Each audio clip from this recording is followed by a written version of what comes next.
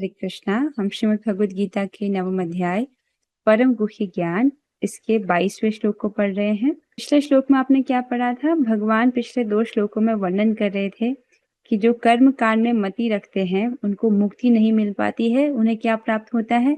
अपितु बारंबार आवागमन, इस जगत में वो बारंबार आते जाते रहते हैं, तो मृत्यु चक्र ही उनको प्राप्त होता है। अब इस श्लोक में भगवान वर्णन कर रहे हैं कि परंतु जो मेरे भक्त हैं वो मेरी कृपा से कृतार्थ हो जाते हैं। अर्थात जो भगवान के भक्त हैं, भगवान उन पर विशेष कृपा करते हैं जिनसे वो कृतार्थ हो जाते हैं। उसका वर्णन भगवान इस श्लोक में कर रहे हैं। पहले हम श्लोक की कुछ आवृत्ति करेंगे। अनन्याश्चिन्तयन्तो माम् अनन्याश्चिन्तयन्तो माम् ये जनाः पर्युपासते ये जनाः पर्युपासते तेषां नित्याभियुक्तानां तेषां नित्याभियुक्तानां योगक्षेमं वहाम्यहम्। योगक्षेमं वहाम्यहम्। बहुत सुंदर। मिष्टी माता जी।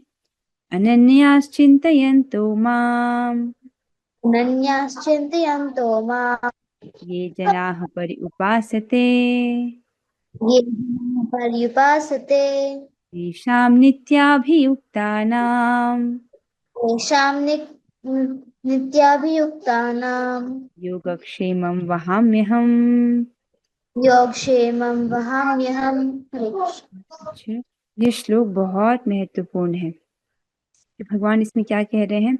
किंतु जो लोग अनन्य भाव से मेरे दिव्य स्वरूप का ध्यान करते हुए निरंतर मेरी पूजा करते हैं, उनकी जो आवश्यकताएं होती हैं उन्हें मैं पूरा करता हूँ और जो कुछ उनके पास है उसकी रक्षा करता हूँ। तो इस प्रकार से भगवान आश्वासन दे रहे हैं अपने भक्तों के प्रति।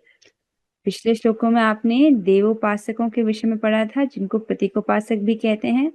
वे देवताओं की उपासना करते हैं, यज्ञ आदि करते हैं, उनको मुक्ति नहीं प्राप्त होती, बारंबार इस जगत में वो भ्रमण करते रहते हैं।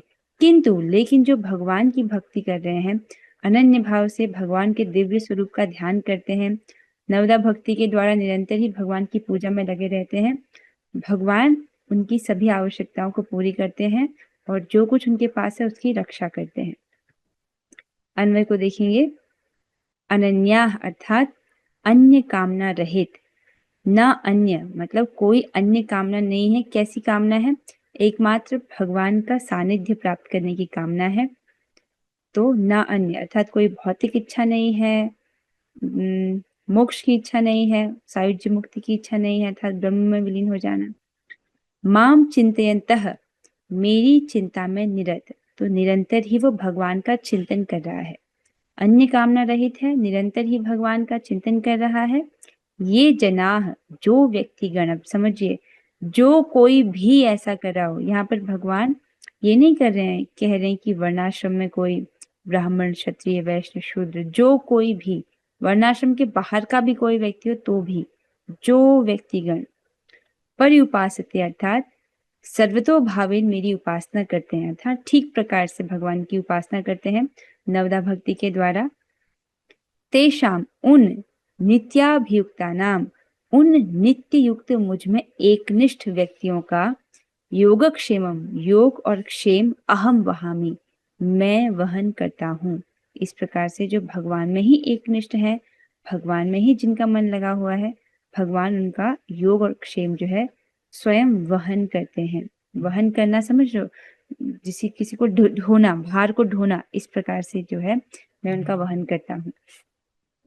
कैसे इसको आसान भाषा में समझेंगे? जैसे पिता अपने परिवार का जो पालन पोषण वो करता है, वो सब दायित्व वहन करता है, उसी प्रकार से भगवान अपने भक्तों का योग और क्षेम वहन करते हैं। इसको समझिए, भगवान तो पूरे ब्रह्मांड का पालन कर रहे हैं, तो फिर यहाँ पर अपने भक्तों के लिए विशेष क्या है? आपने पढ़ा ना, भगवान पूरे ब्रह्मांड में, यहाँ तक कि प्रत्येक जीव का पालन भगवान ही कर रहे हैं। भगवान सूर्य प्रदान करते हैं, अगर सूर्य नहीं होगा तो अन्न भी नहीं उगेगा, सूर्य नहीं होगा तो इस पृथ्वी में जीवन भी नहीं होगा। आप दुकान से फल और सब्जियां लेकर आते हो तो आप धन देते हो, धन किस चीज के लिए देते हो? आप मानवीय प्रयास के लिए धन देते हैं। मनुष्यों ने जो मेहनत की है उसके लिए उसको धन दिया जा रहा है, लेकिन देवताओं ने उस सब्जी को लाने में जो योगदान दिया है उसके लिए क्या? अपने सब्जी फल ले आए, उसमें धरती का तो कितना योगदान है। धरती तत्व ही ना हो तो कैसे उगेगा? सूरज ही ना हो तो कैसे उगेगा? वर्षा ही नहीं हो समय पर तो कैसे उगेगा? ये सब है ना। तो भगवान सभी जीवों का पालन करते हैं, लेकिन अपने भक्तों पर विशेष कृपा करते हैं। यहाँ पर चित्र में एक राजा का चित्र रखा गया है। राजा अपनी प्रजा का पालन करता है, पूरी प्रजा का पालन करता है, लेकिन उसके जो पुत्र हैं, अपनी जो उसकी संतान है, उन पर विशेष कृपा करता है, उनका विशेष रूप से उनका ध्यान रखता है कि नहीं। उसी प्रकार से भगवान अपने भक्तों पर, उनका गुण है भक्त वात्सल्यता का, उन पर विशेष कृपा करते हैं, उनको संरक्षण प्रदान करते हैं। अब इसको समझिए। देखिए, प्रभुपाद जी इसको अपने लेक्चर में कहते हैं कि सूर्य की रोशनी तो सभी के लिए उपलब्ध है कि नहीं? किसके लिए उपलब्ध नहीं है? उसी व्यक्ति के लिए जो अपने आप को कमरे में बंद करके रखा है जिसने। तो सूर्य की रोशनी तो सबके लिए उपलब्ध है। इसी प्रकार हर कोई हरे कृष्ण महामंत्र के जप द्वारा श्री भगवान के कृपा में संरक्षण का लाभ ले सकता है और वह कभी अभाव में नहीं रहेगा। आप समझ रहे कितना बड़ा आश्वासन भगवान दे रहे हैं। जो भगवान की इस प्रकार से भक्ति कर रहा है, भगवान के हरे कृष्ण महामंत्र का जप कर रहा है, जैसा भगवान ने श्लोक में वर्णन किया उस प्रकार से भगवान की उपासना कर रहा है, वो कभी अभाव में नहीं रहेगा। समझ रहे हैं? इसको आप अपने जीवन में एक्सपेरिमेंट करके देख लीजिए, तो जीवन में कभी अभाव नहीं रहेगा। देखिए, भक्त कभी भी भूखे नहीं मर सकते हैं। आप समझ रहे हैं? एक्सपेरिमेंट करके देख लीजिए, ज्यादा खाने से भले परेशानी हो जाए लेकिन भूखा कभी नहीं मरेगा। अच्छा, तो हो सकता है कोई सोचे कि भगवान जो आवश्यक है उसकी पूर्ति करते हैं, जो नहीं है उसको प्रदान करते हैं, अर्थात जो उसके पास है उसकी सुरक्षा करते हैं, तो क्या नौकरी करनी चाहिए कि नहीं करनी चाहिए? तो देखिए, आप अर्जुन जी के उदाहरण से देखिए। अर्जुन जी भगवान श्री कृष्ण के मित्र हैं। श्री कृष्ण उनसे अपने क्षत्रिय होने के धर्म को छोड़ने के लिए नहीं कहते, अपितु उन्हें उनके क्षत्रिय धर्म के अनुसार युद्ध करने को कहते हैं। तो अर्जुन जी जो थे वो क्षत्रिय धर्म के थे। अब वो ब्राह्मण के, शूद्र के या वैश्यों के कार्य को नहीं कर सकते थे। क्षत्रिय के रूप में उनको राजपाट चाहिए ही था ताकि वो उस पर राज्य कर सकें, इस प्रकार से अपनी जीविका चलाएं। लेकिन दुर्योधन उनको राजपाट दे ही नहीं रहा था, तो उनके लिए युद्ध करना आवश्यक हो गया था। तो वो आपने प्रथम अध्याय में देखा भी होगा, अर्जुन जी युद्ध नहीं करना चाहते थे। वो चाहते थे कि वो एकांत में जंगल में जाकर के उपासना करें वहां भगवान की। लेकिन भगवान उनको मना करते हैं और कहते हैं कि तुम्हारा धर्म है युद्ध करना, तुम युद्ध करो। तो बात तो यही है, माम अनुस्मर युद्ध च, भगवान का स्मरण करो और युद्ध करो, अर्थात अपने कर्तव्य को पूरा करो। तो ये नहीं बोला जा रहा है कि अपने परिवार, व्यवसाय, नौकरी छोड़कर सन्यासी बनने को नहीं कहा जा रहा है। क्या कहा जा रहा है? अपने कर्मों को करते हुए हरे कृष्ण महामंत्र का जप करने को कहा जा रहा है, जो कि किया जा सकता है। नौकरी आदि छोड़ने को नहीं बोल रहे भगवान। जो भी आपका व्यवसायिक कर्म है उसको करते रहिए, साथ में आप हरे कृष्ण महामंत्र का जप कीजिए। हरे कृष्ण महामंत्र का जप तो कहीं भी किया जा सकता है ना, इसमें तो कोई नियम नहीं है, कैसे भी आप इसका उच्चारण कर सकते हैं। तो हाथ से काम करिए, मुख से भगवान का नाम बोलिए, ये है बात। अब हम तात्पर्य की ओर बढ़ते हैं। अनुवाद और तात्पर्य। कृष्ण कृपा मूर्ति श्री श्रीमद एसी भक्ति वेदांत स्वामी प्रभुपाद द्वारा। तो प्रभुपाद जी बहुत सुंदर ढंग से योग और क्षेम का वर्णन करती है कि योग क्या है और क्षेम क्या है, स्पष्ट शब्दों में हमको बता रहे हैं। जो एक क्षण भी कृष्ण भावनामृत के बिना नहीं रह सकता, वह 24 घंटे कृष्ण का चिंतन करता है और श्रवण, कीर्तन, स्मरण, पाद सेवन, वंदन, अर्चन, दास्य, सख्य भाव तथा आत्म निवेदन के द्वारा भगवान के चरण कमलों की सेवा में रत रहता है। तो यहाँ पर प्रभुपाद जी अनन्यास चिंतयन्तु माम की व्याख्या कर रहे हैं। ऐसा व्यक्ति कैसा है?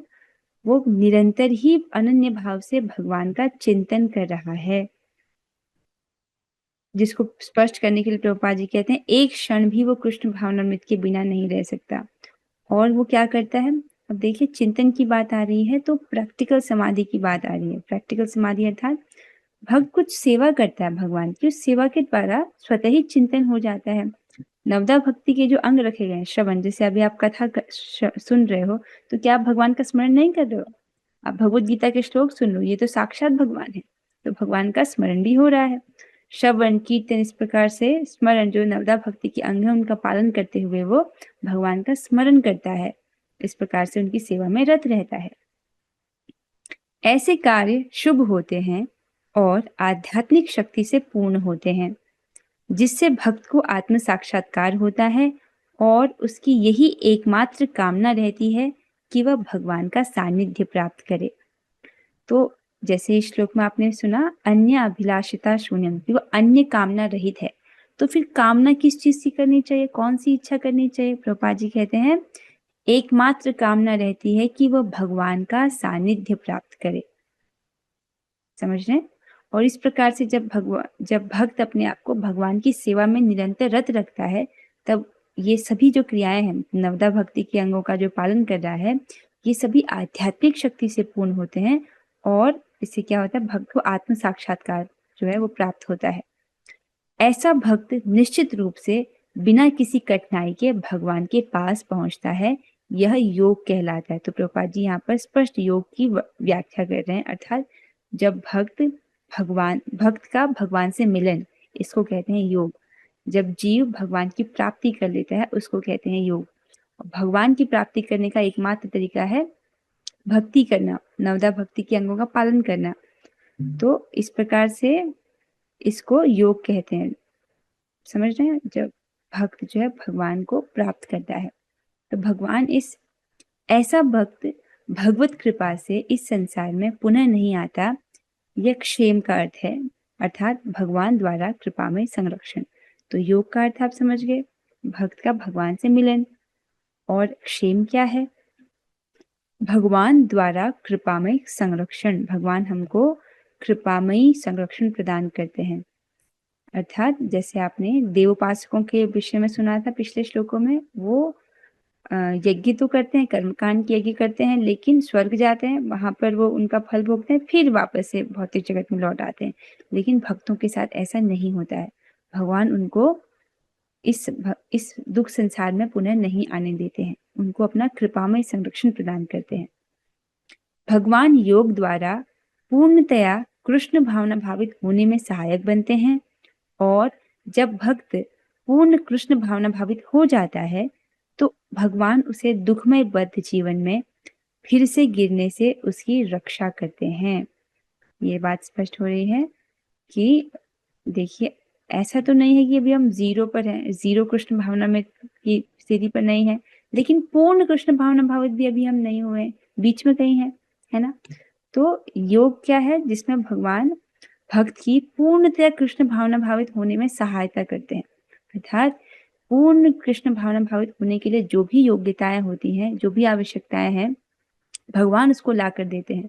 तो जो जो योग्यता आपको चाहिए आगे बढ़ने के लिए, भगवान उसको ला कर देते हैं, और फिर से भगवान जो है दुखमय संसार में गिरने से उसकी रक्षा करते हैं। समझ आ रहा है? क्षेम अर्थात भगवान अपना कृपामय संरक्षण प्रदान करते हैं।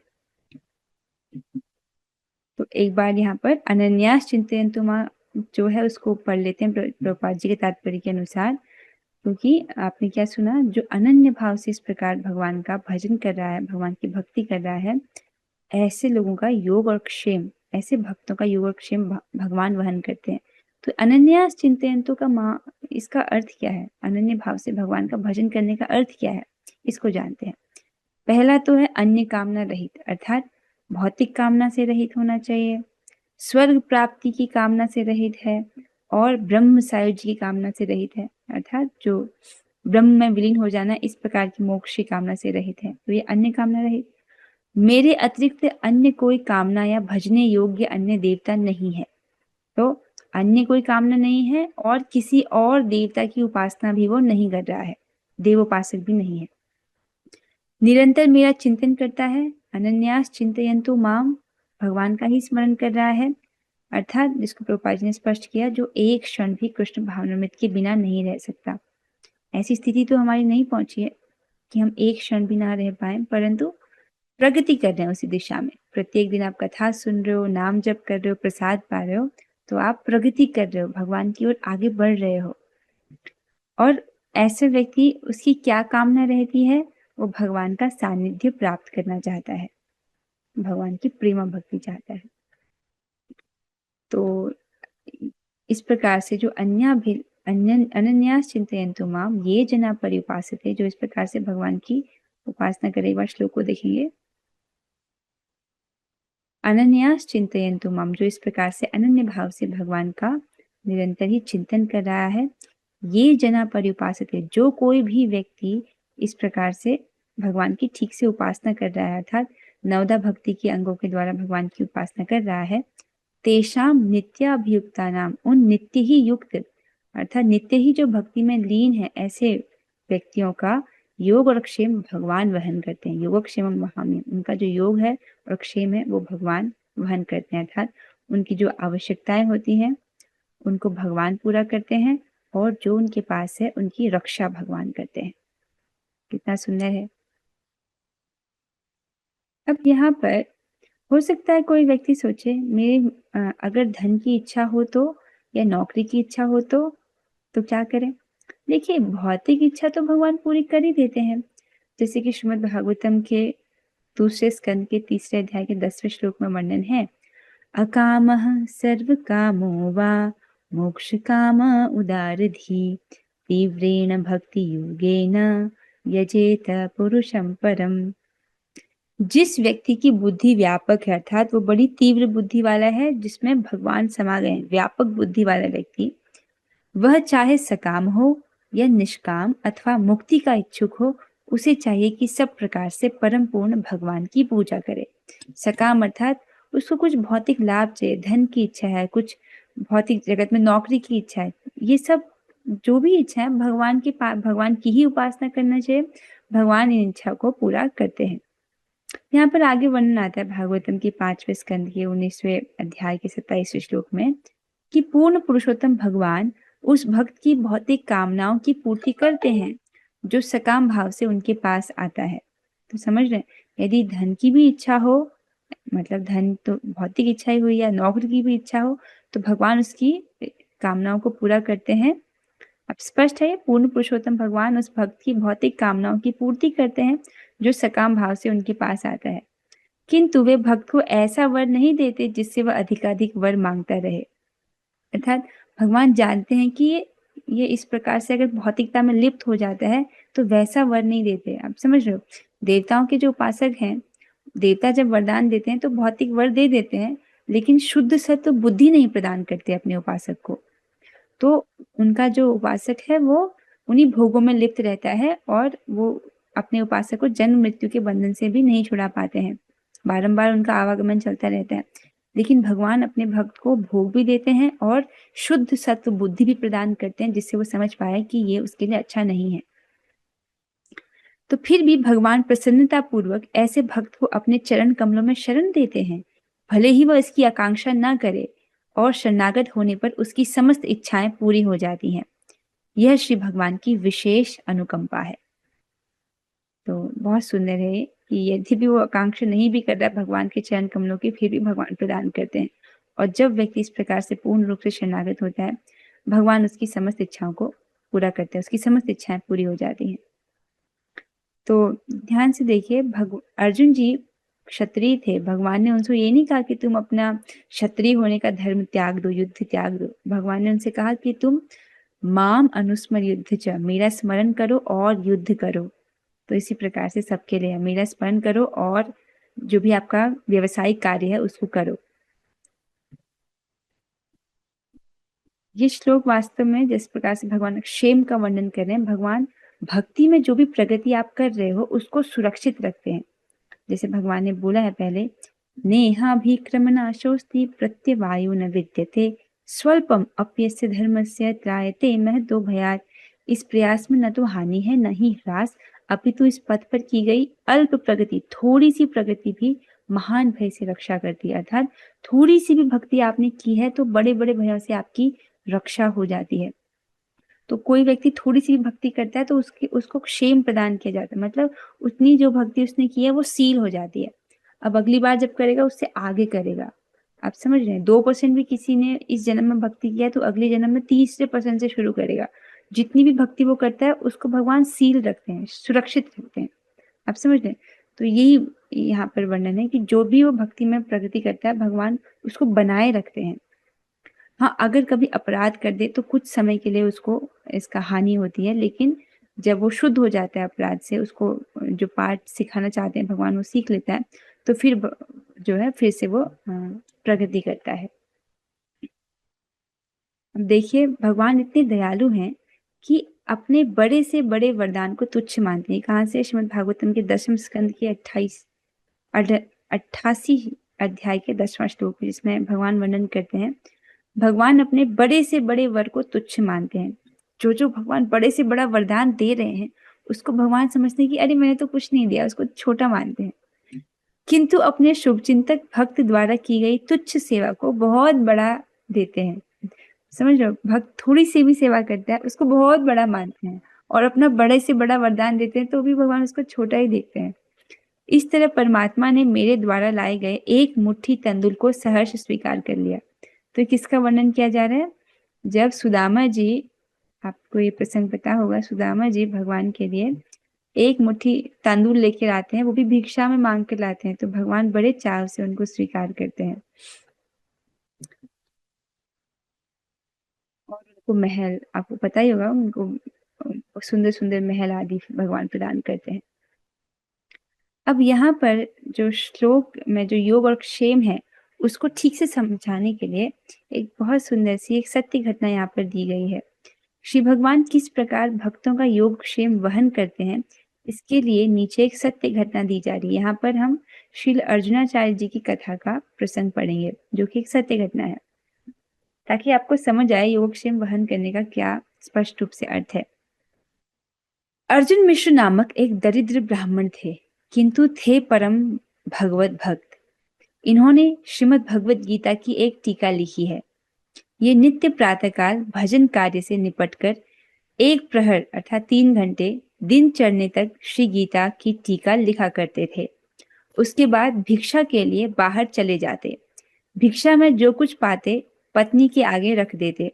वे बड़े प्रेम से रंधन करती, अर्थात वे बड़े प्रेम से भोग बनाती, भगवान को भोग लगाकर स्वामी को महाप्रसाद भोजन कराती, अपने पति को महाप्रसाद भोजन कराती, और जो कुछ बचता संतुष्ट चित्त से स्वयं पा लेती। तो इस प्रकार से एक ब्राह्मण थे, भगवत गीता की टीका लिख रहे थे और संतुष्ट रहते थे वो जो भी उनको भिक्षा मिल जाता था उससे। उनके सभी कपड़े फटे पुराने थे, केवल एक धोती कुछ अच्छी थी जो बाहर पहनकर जाने के उपयुक्त थी।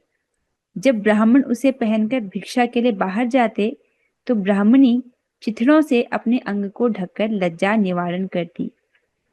स्वामी जब भिक्षा से लौटते तब ब्राह्मणी उसी धोती को पहनकर बाहर आती जाती और गृह कार्य को संपन्न करती। आप समझ रहे हो, ऐसी गरीबी तो हमने नहीं देखी है। आप देख रहे हो, उनके पास कपड़े भी नहीं है और कपड़े भी फटे पुराने हैं और केवल एक ही धोती है कुछ अच्छी।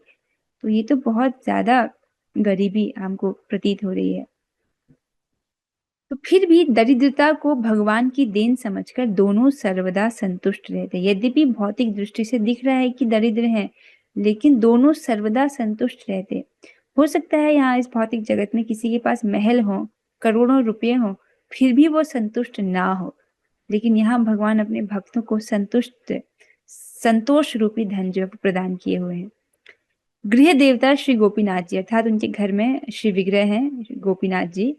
गृह देवता श्री गोपीनाथ जी कृपा कर जो कुछ भिक्षा दे देते हैं, गृह देवता श्री गोपीनाथ जी कृपा कर जो कुछ भिक्षा दे देते हैं उसे उनको निवेदित कर महाप्रसाद पाते हैं। सर्वदा उनकी ऐसी ही भावना होती। तो वो यही समझते थे कि जो भी हमको भिक्षा में मिल रहा है भगवान की कृपा से मिल रहा है, उसी को भगवान को भोग लगाते, उसी को पाते, और इस प्रकार से वो संतुष्ट रहते थे अपने जीवन से। उनके दिन आनंद से कटते। अब ये भी समझने की बात है, हम लोग कल्पना भी नहीं कर सकते ऐसी भौतिक स्थिति में व्यक्ति रह कैसे पाता है, लेकिन उनके दिन आनंद से कटते। देखिए भगवान अपने भक्तों के द्वारा हमको शिक्षा प्रदान करते हैं। जो पांडव थे भगवान के कितने श्रेष्ठ भक्त थे, लेकिन उनको वनवास जाना पड़ा। आप समझ सकते हैं, अभी अगर आपको बोला जाए कि आपको जंगल में रहना पड़ेगा 1 साल, हम कैसे जिएंगे? वहां ना बिजली है, खाने के लिए कुछ व्यवस्था नहीं है, कहाँ रहेंगे? और बरसात के मौसम में कैसे चलेगा? बारिश हो रही है आजकल, तो आप समझ रहे हो। तो 1 साल के लिए भी जंगल में रहना हमारे लिए कल्पना करना भी मुश्किल है। तो भगवान के भक्त 12 साल के लिए वनवास, 1 साल के लिए अज्ञातवास में रहे थे। तो भगवान अपने भक्तों के माध्यम से ये शिक्षा हमको देते हैं कि आपके जीवन में कष्ट आ रहा है ना, ये देखो मेरे भक्तों को, इनके जीवन में इतने कष्ट आए फिर भी इन्होंने मेरी भक्ति की और इतने अच्छे से की। इसी की तो भगवान शिक्षा देते हैं कि जीवन में जो उथल पुथल हो रही है, मेरे भक्तों के जीवन को देखो, देखो पांडवों के जीवन में कितना उथल पुथल मचा था, फिर भी वो मेरी भक्ति में लगे रहे। इसकी शिक्षा भगवान हमको प्रदान करते हैं। तो यहाँ पर देखिए, यद्यपि भौतिक रूप से अत्यंत दरिद्र प्रतीत हो रहे हैं, लेकिन संतोष से रह रहे हैं और उनके दिन आनंद से कटते हैं। सांसारिक दुख कष्ट से वे तनिक भी विचलित नहीं होते। इसी प्रकार नियमित रूप से गीता की टीका लिखी जाती। तो अब जो है नियमित रूप से जो अर्जुनाचार्य जी हैं वो गीता की टीका जो है लिखते रहते हैं। एक दिन ब्राह्मण भजन से निवृत्त होकर टीका लिखने बैठे। अनन्यास चिन्तयन्तो माम ये जना पर्युपासते तेषां नित्याभियुक्तानां योगक्षेमं वहाम्यहम्। तो इस प्रकार से जो अर्जुनाचार्य जी हैं टीका लिख रहे हैं और इसी श्लोक पर पहुंचे हैं, भगवद गीता के 9वें अध्याय का 22वां श्लोक जो हम आज पढ़ रहे हैं। तो वो श्लोक की टीका लिखनी थी। श्लोक पढ़ते ही एक जटिल समस्या पैदा हो गई। वे किसी प्रकार भी उसका समाधान नहीं कर पा रहे थे। तो क्या समस्या पैदा हो गई? श्लोक में क्या परेशानी हुई उनको? उनको ये परेशानी हुई कि जो स्वयं भगवान हैं, जो संपूर्ण विश्व ब्रह्मांड के एकमात्र अधीश्वर हैं, क्या वे अपना अनन्य भाव से भजन करने वाले व्यक्तियों का योगक्षेम स्वयं वहन करते हैं? नहीं, ऐसा कदापि संभव नहीं। यदि यह सत्य है तो मेरी अवस्था ऐसी क्यों है? आप समझ रहे? वो सोच रहे थे कि भगवान स्वयं कैसे वहन कर सकते हैं अपने भक्तों का जो भार है। अगर वो सबका वहन करते, अपने भक्तों का वहन करते, तो मेरी अवस्था ऐसी क्यों है? मैं तो अनन्य भाव से केवल उन्हीं का भरोसा करता हूँ। मैंने अपना यथा सर्वस्व वहाम्यम उन्हीं के चरणों पर अर्पण किया कर दिया है, फिर भी मुझे ऐसा दारिद्र्य दुख क्यों भोगना पड़ता है? तो हमने देखा ना कि वो भौतिक रूप से अत्यंत दरिद्र थे। तो देख रहे हैं, तो अगर भगवान वहन करते हैं तो मेरे जीवन में इतना दारिद्र्य, इतना दुख मुझे क्यों भोगना पड़ता है? अतः नित्याभियुक्ता नाम योगक्षेमम भगवान के मुखारविंद से निकला हुआ वाक्य नहीं, बल्कि प्रक्षिप्त प्रतीत होता है। तो उन्हें क्या लगा कि ये जो भगवान ने यहाँ पे लिखा हुआ ना, नित्याभियुक्ता नाम योगक्षेमम वहाम्यहम्, जो उनको लगा, उन्होंने कहा ये भगवान ने नहीं बोला होगा, शायद ये बदल दिया गया है, इस प्रकार से नहीं होगा ये, ऐसा वो सोच रहे हैं। वे अपनी बुद्धि से गुत्थी को जितनी ही सुलझाने की चेष्टा करते और अधिक उलझते जाते, धीरे धीरे उनका संदेह बढ़ता गया। आखिर उन्होंने उस अंश को लाल स्याही की 3 रेखाओं से काट दिया और ग्रंथ लिखना बंद कर भिक्षा के लिए निकल पड़े। तो वो सोच रहे थे, अगर भगवान इस प्रकार से योगक्षेम वहन करते हैं तो फिर मेरे जीवन में इतना दारिद्र्य क्यों मुझे देखना पड़ रहा है? और उनको इस प्रकार से भगवान की बात पर अविश्वास होने लगता है और वो उस श्लोक की उस लाइन को काट देते हैं 3 रेखाओं से, 3 लाल रेखाओं से, और ग्रंथ को बंद करके भिक्षा के लिए निकल जाते हैं। इधर करुणामय प्रणतपाल भगवान ने देखा कि मेरे भक्त के मन में मेरे वचनों पर संदेह उत्पन्न हुआ है। वे अति मनोहर सुकुमार श्याम वर्ण का बालक वेश धारण कर 2 टोकरियों में प्रचुर चावल, दाल, तरकारी और घी वगैरह सामान भरकर भंगी पर एक ऐसी लाठी जिसके दोनों तरफ टोकरी बंधी है, तो उस लाठी को लेकर आ रहे हैं। लाठी की इस तरफ भी टोकरी बंधी है, पीछे भी टोकरी बंधी हुई है। तो भंगी पर रखकर उसे स्वयं अपने कंधों पर वहन करते हुए मिश्र जी के दरवाजे पर पहुंचे। तो भगवान जो है, उन्हें लगा, अरे मेरे भक्त को मेरी बात पर संदेह हो रहा है कि उनकी जो आवश्यकताएं होती हैं उसकी पूर्ति मैं करता हूँ और जो उसके पास है उसकी रक्षा मैं करता हूँ, उसको संदेह है मेरी बात पर। तो भगवान स्वयं ही एक बालक का वेश धर करके खूब टोकरियों में भर के अन्न जो है, चावल, तरकारी, घी सब लेकर आ रहे हैं। इस प्रकार से मिश्र जी के घर के दरवाजे के पास पहुंच गए हैं। दरवाजा जो भीतर से बंद था, उन्होंने पहले दरवाजा खटखटाया। लेकिन कोई आवाज नहीं आई भीतर से। फिर जोर जोर से पुकारने लगे, माता जी, माता जी। बेचारी ब्राह्मणी के पास कोई कपड़ा नहीं था, चिथड़ों से लपेटकर किसी के सामने जाए भी तो कैसे। वे लज्जावश चुपचाप बैठी रही। आपने सुना कि उनके पास कोई कपड़े नहीं थे, फटे पुराने कपड़े थे। तो जो माता जी थी, फटे कपड़ों से ही उन्होंने अपने शरीर को ढका हुआ था, लेकिन वो बाहर आने में बहुत लज्जा महसूस कर रही थी। वे लज्जावश चुपचाप बैठी रही, किंतु दरवाजे की खटखटाहट और पुकारने की आवाज बंद होने के बदले क्रमशः बढ़ती गई। तो भगवान और जोर से खटखटा रहे हैं और जोर से बुला रहे हैं उनको, माता जी, माता जी, इस प्रकार से। आखिर लाचार होकर दरवाजा खोल दिया। बालक बाहर उठाकर भीतर आंगन में रखकर वहीं एक और खड़ा हो गया। ब्राह्मणी लज्जा से सिमटी सी मुख नीचे कर घर के भीतर घुस गई। बालक वेशधारी भगवान ने ब्राह्मणी से कहा, माँ, पंडित जी ने अर्थात मिश्र जी ने मुझे यह सीधा अर्थात भोजन की कच्ची सामग्री देकर भेजा है, आप इसे भीतर रख दो। तो भगवान पहुंचे, भगवान से कहते हैं, माँ, ये अर्जुनाचार्य जी जो है, मिश्र जी, उन्होंने ये सब सीधा अर्थात कच्चा अनाज जो है ये दिया हुआ है, आप इसको स्वीकार कर लीजिए, आप इसको भीतर रख लीजिए। इस प्रकार से भगवान बोलते हैं अपनी मधुर वाणी में। ब्राह्मणी अब तक लज्जा के मारे घर में मुख नीचे किए हुए थी। बालक के मधुर शब्दों को सुनकर आंगन में देखा। बड़ी बड़ी 2 टोकरियां खाद्य द्रव्यों से भरी हुई थी। इतना बड़ा सीधा उन्होंने अपने जीवन भर में कभी नहीं देखा था। बालक के बार बार कहने से वे सामानों को एक एक कर घर में रखने लगी। तो क्योंकि बालक अर्थात भगवान स्वयं उनको बोल रहे हैं कि माँ, भीतर रख लो, भीतर रख लो, तो जो है वो उनको अन्न आदि को भीतर रखने लगी। तो इतना सारी खाद्य द्रव्य था कि बोला जा रहा है कि उन्होंने इतना सीधा अभी तक जीवन भर नहीं देखा। सीधा सीधा अर्थात कच्चा अन्न इस प्रकार से नहीं देखा। आनंद और उत्साह से सामानों को ले जाने के समय बार बार बालक के मुखारविंद की ओर निहारती जाती थी। तो जो माता जी थी बार बार देख रही थी कि ये श्यामवर्ण का बालक कितना सुंदर है, उनका मुख निहार रही थी, इतना सुंदर, बार बार देख रही थी। बालक का सुंदर मुखमंडल देखकर वे निहाल हो गई। अहो, कितना सुंदर मुख है, श्यामवर्ण में इतना अलौकिक सौंदर्य हो सकता है, इसकी जीवन में कभी कल्पना तक नहीं की थी। वे ठगी सी रह गई, मतलब कभी देखती रह गई उनको, इतना सुंदर बालक। उन्होंने देखा कि उसकी छाती पर 3 लंबे लंबे दाग पड़े हैं। तो उनकी नजर पड़ गई कि ये इतना प्यारा बालक है, इसकी छाती पर तो 3 इस प्रकार से लंबे लंबे दाग पड़े हुए हैं, मानो किसी ने अभी अभी तेज अस्त्र से चीर दिया हो और खून निकल रहा हो।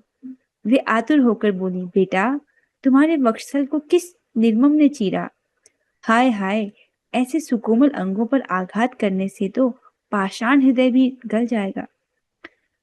तो इस प्रकार से माता उनसे पूछती कि कौन है जिन्होंने तुम्हारे अंगों पर इस प्रकार प्रहार किया है, ऐसा लग रहा है मानो खून निकल जाएगा।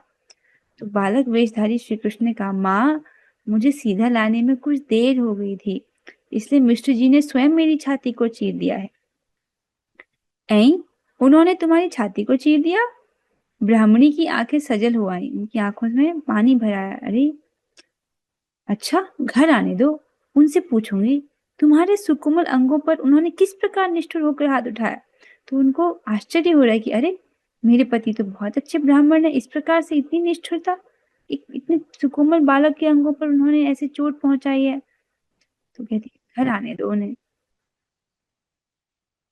बेटा, दुख न करो, थोड़ी देर ठहर जा, अभी रसोई तैयार करती हूँ, तुम ठाकुर जी का प्रसाद पाकर जाना। इधर भगवान ने सोचा, भगवान जो बालक के रूप में वहां पर आए हैं वो सोच रहे हैं, क्या सोच रहे हैं, जिस उद्देश्य के लिए मैंने इन सामानों को स्वयं वहन कर लाया था, मैं ही खुद उठाकर लाया था, वह तो पूर्ण हो गया है। ब्राह्मण अब घर आकर हाथों हाथ मेरे वाक्य की सत्यता का प्रमाण पा जाएंगे, उनको पता चल जाएगा कि मैं ही लाया था, उनको प्रमाणित हो जाएगा कि मैंने सत्य बोला है गीता में। उन्हें फिर कभी भी मेरे वाक्यों पर अविश्वास या संदेह न होगा।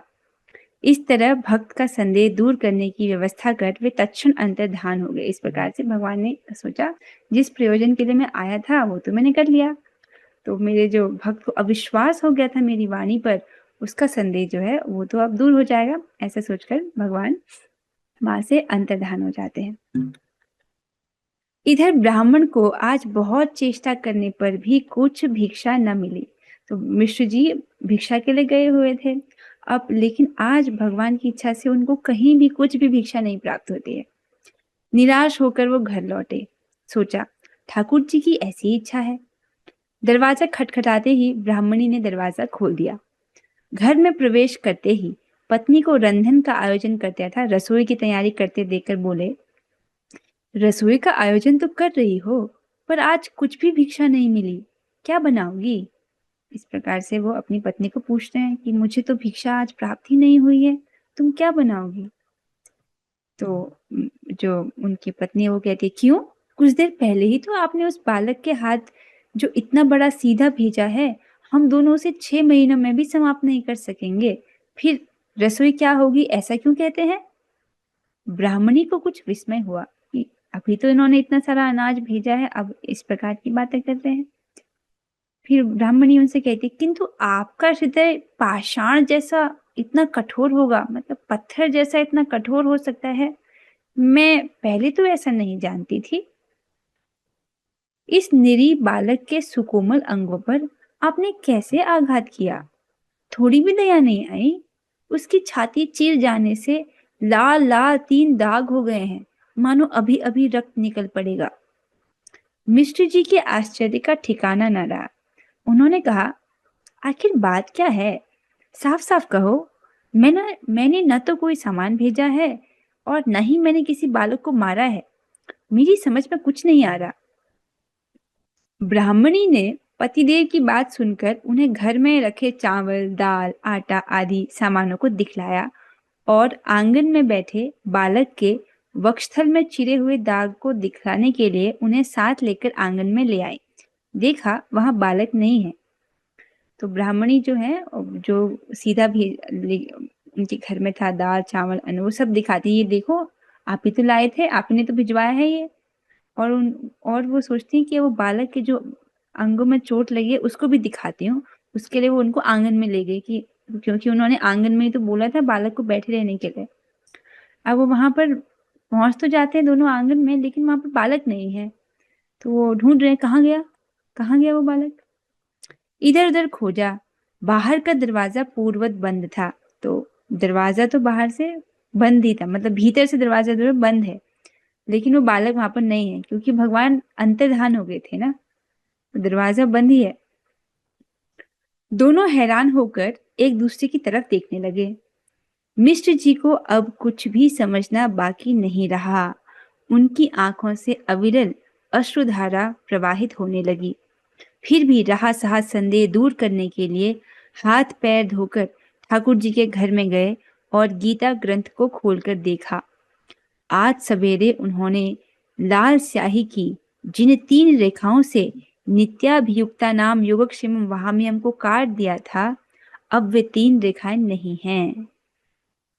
तो मिश्र जी जो हैं सब समझ गए कि ये कौन थे। ये भगवान ही हैं जो अपनी बात को रखने के लिए स्वयं आए थे। इस प्रकार से उनकी आंखों से अविरल अश्रु की धारा प्रवाहित होने लगी। वे आनंद से गदगद होकर ठाकुर घर से निकल आए और रोते रोते पत्नी से बोले, प्रिय तुम धन्य हो, आज तुम्हें गोपीनाथ जी के साक्षात दर्शन मिले। ये सभी सामान वे स्वयं वहन कर लाए हैं। भला मैं इतनी सामान कहाँ पाऊंगा? आज सवेरे गीता की टीका लिखने के समय मुझे भगवान की वाणी पर संदेह हुआ था। मैंने संदेह युक्त अंश को लाल स्याही की 3 रेखाओं से काट दिया था। आज सुबह ही मैं गीता की टीका लिख रहा था। मुझे भगवान की जिस बात पर विश्वास नहीं हो रहा था, मैंने उसको 3 रेखाओं से लाल स्याही से काट दिया था। इसी से हमारे गोपीनाथ जी का सुकोमल वक्षस्थल चिर गया। तो वो जो बालक के हृदय पे 3 रेखाएं तुमने देखी, वो वही रेखा थी जिससे मैंने श्लोक को काटा था। तो वो क्यों था? क्योंकि उनके भक्त को अविश्वास हो गया था। ये अविश्वास के द्वारा काटा गया था, जिससे भगवान का सुकोमल वक्षस्थल जो है वो चिर गया।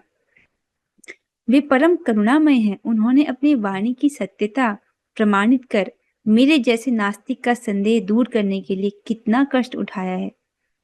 वे आगे बोल न सके, गला रुद्ध हो गया। वे प्रेम में विभोर होकर हा गोपीनाथ कहकर गिर पड़े। ब्राह्मणी गोपीनाथ के सामने सुदबुद खोई सी खड़ी थी। उनकी भी आंखें बरस पड़ी। तो इस प्रकार से ब्राह्मणी जी को तो साक्षात भगवान के दर्शन हुए थे। इस घटना को देखकर सुनकर वो उनको सुध-बुध ही नहीं रही और वो उनकी आंखों जो है वो भी सजल हो गई, उनकी आंखें बरस पड़ी। कुछ देर बाद ब्राह्मण को चेतना आई। थोड़ी देर बाद जो मिश्र जी हैं उनको होश आए कि भगवान ने उनके साथ ये कैसी लीला की। उन्होंने स्नान आदि नित्य क्रिया समाप्त कर गोपीनाथ जी का भोग लगाया, स्नान वान किया, फिर भगवान को भोग लगाया और परम प्रीति के साथ दोनों ने महाप्रसाद पाया। फिर वे नियमित रूप से गीता की टीका लिखने लगे। उनका जीवन अत्यंत प्रेममय हो उठा। तो फिर से जो है उनको भगवान की वाणी पर पूर्ण विश्वास हुआ। फिर से वो टीका जो है वो लिखने लगे। तो इसके साथ कथा तो यहाँ पर पूर्ण होती है, लेकिन कुछ महत्वपूर्ण शिक्षा है जो परम पूज्य श्रील भक्ति विनोद ठाकुर महाराज की टीका से यहाँ पर रखी गई है। इसी कथा के साथ में ही है ये। इसको भी अवश्य सुनना चाहिए। तो यहाँ पर समझा रहे हैं आचार्य, तुम ऐसा मत समझना कि सकाम त्रिविधोपासक गण सुख लाभ करते हैं और मेरे भक्तगण क्लेश पाते हैं। मेरे भक्तगण अनन्य रूप से मेरी ही चिंता करते हैं। तो मतलब ऐसा मत समझना कि मेरे भक्त क्लेश पाते हैं, ऐसा नहीं होता है। जो मेरे भक्त अर्थात भगवान के जो भक्त है वो अनन्य रूप से भगवान का ही चिंतन करते हैं। वे देह यात्रा के लिए भक्ति योग के अविरुद्ध समस्त विषय स्वीकार करते हैं, अतएव वे नित्य अभियुक्त हैं। वे निष्काम होकर समस्त वस्तुओं को मुझे ही अर्पित करते हैं। मैं ही उनके समस्त अर्थ धनादि प्रदान करता हूँ, उनका पालन करता हूँ। इसका क्या अर्थ है? इसका तात्पर्य यह है कि भक्ति योग विहित विषयों को स्वीकार करने से बाह्य दृष्टि से समस्त विषय भोग तो होते हैं और इस विषय में सकाम प्रतीकोपासक गण एवं मेरे भक्तों में कोई भेद नहीं है। क्या कह रहे हैं? बाहर की दृष्टि से जैसे प्रतीकोपासक गण, प्रतीकोपासक कौन थे? जो आपने पढ़ा था, जो किसी स्वकल्पित मूर्ति को ही भगवान समझते हैं, था जो देवताओं की पूजा करते हैं उन्हीं को भगवान समझ के उनकी उपासना करते हैं। इस प्रकार के जो प्रतीकोपासक गण हैं, बाह्य दृष्टि से वो हो चाहे मेरे भक्त हो, एक जैसे दिख रहे हैं। क्यों? क्योंकि बाहर से दिख रहा है कि भक्त भी जो है खाना बना रहा है और जो देवता का उपासक है वो भी भोजन बना रहा है, लेकिन भक्त जो है वो भगवान के लिए भोग बना रहा है। इतना बड़ा अंतर है। लेकिन जो देवोपासक है वो अपनी इंद्र तृप्ति के लिए बना रहा है। तो बाहरी दृष्टि से तो ऐसा दिख रहा है कि दोनों ही विषयों को स्वीकार कर रहे हैं, ऐसा दिख रहा है। परंतु भक्तों की कोई कामना न रहने पर भी मैं उनके योग और क्षेम को वहन करता हूँ। यद्यपि भक्त कामना नहीं करते हैं, फिर भी मैं उनके योग और क्षेम को वहन करता हूँ। मेरे भक्तों को विशेष लाभ यह है कि वे मेरे प्रसाद अर्थात कृपा से समस्त विषयों को यथा योग्य भोग कर अंत में नित्य आनंद को प्राप्त करते हैं। तो मेरे भक्त क्या करते हैं? जो विषय भोग है उनको यथा योग्य भोग करके भी अंत में उनको नित्य आनंद की प्राप्ति होती है, अर्थात जो शाश्वत आनंद है, क्षणिक सुख नहीं। जो इंद्रियों का सुख तो क्षणिक सुख है, नित्य आनंद अर्थात जो आत्मा का आनंद है, अर्थात भगवान का धाम उसको प्राप्त होता है। प्रतीकोपासक गण इंद्रिय सुख भोग कर पुनः कर्म क्षेत्र में उपस्थित होते हैं, उन्हें नित्य सुख प्राप्त नहीं होता है। जिस प्रकार से देवताओं की उपासना करते हैं उनको नित्य सुख नहीं मिलता। स्वर्ग जाते हैं वहां भी भौतिक सुख ही प्राप्त होता है जो क्षणिक होता है, फिर से वापस नीचे लौटते हैं तो उनको जो केवल इंद्रियों का जो सुख है, क्षणिक सुख, कुछ समय के लिए वही प्राप्त होता है। लेकिन जो भगवान की भक्ति करते हैं उनको यथायोग्य भोग वो भोग करके अंत में भगवान के धाम को प्राप्त करते हैं, उनको नित्य सुख की प्राप्ति होती है, अर्थात आत्मा का जो आनंद है वो उनको प्राप्त करते हैं। अर्थात जो भगवान के धाम में भगवान की जो सेवा करने का जो नित्य आनंद है उसको वो प्राप्त करते हैं। समस्त विषयों में उदासीन होकर भी भक्त वात्सल्यवशतः मैं भक्तों के उपकार की चेष्टा कर आनंद प्राप्त करता हूँ। अर्थात यद्यपि आपने सुना भगवान इस पूरे ब्रह्मांड के प्रति उदासीनवत रहते हैं, फिर भी अपने भक्तों के प्रति विशेष कृपा करते हैं। भक्त वात्सल्यवशतः, आप समझो जैसे गाय अपने बछड़े को विशेष प्रेम करती है, उसी प्रकार से भगवान अपने भक्तों के ऊपर उपकार की चेष्टा कर आनंद प्रदान करते हैं। अर्थात जैसे भक्त उत्साहित रहता है कि मैं भगवान की सेवा करूंगा, ये सेवा करूंगा, वो सेवा करूंगा, भगवान भी अपने भक्त पर उपकार करने की चेष्टा कर आनंद को प्राप्त होते कि मैं अब ये उपकार करूंगा, ये करूंगा मेरे भक्त के लिए, इससे मेरे भक्त को सुख होगा, ऐसा सोचकर भगवान भी आनंदित होते हैं।